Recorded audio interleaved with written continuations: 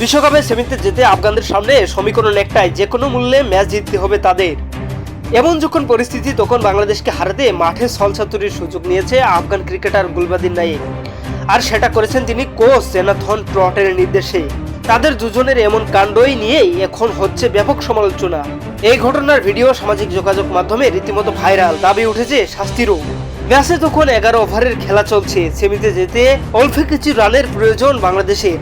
তবে আফগানদের বিদায় নিশ্চিত করতে তখনও হাতে 50 বল আছে বাংলাদেশের, সঙ্গে 3 উইকেট। তবে তখন বৃষ্টি নামতে শুরু হবে, এমনটাই আকাশের অবস্থা।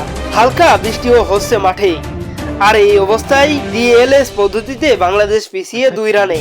আর এই সুযোগটাই ক্রিকেটারদের নিতে বললেন আফগান কোচ ট্রট। ক্রিকেটারদের সময় নিয়ে বল করতে বললেন তিনি, যাতে তার আগেই বৃষ্টি নামে। আর তখন কোনো কারণে ম্যাচ আর মাঠে না গড়ালেও যেন ম্যাচ জিতিয়ে সেমিতে পা রাখেন আফগানরা। তার কথা মেনে নিয়ে স্লিপে দাঁড়ানো গুলবাদিন নাইব ক্র্যাম্পের নাটক করে হঠাৎই শুয়ে পড়েন। এরপর বৃষ্টি নামলে 2 রানে পিছিয়ে থেকে মাঠের বাইরে যেতে হয় বাংলাদেশকে। আর এই ঘটনা পুরোটাই ধরা পড়েছে টিভিতে, তাতে পরিষ্কার ছিল আফগানদের ছলচাতুরির ব্যাপারটি। ইনজুরির নাটকের পর দৌড়ে মাঠে ছুটে আসেন ফিজিও। আফগান অধিনায়ক রশিদ খানও ইশারা করে নায়েবকে উঠে দাঁড়াতে বলেন।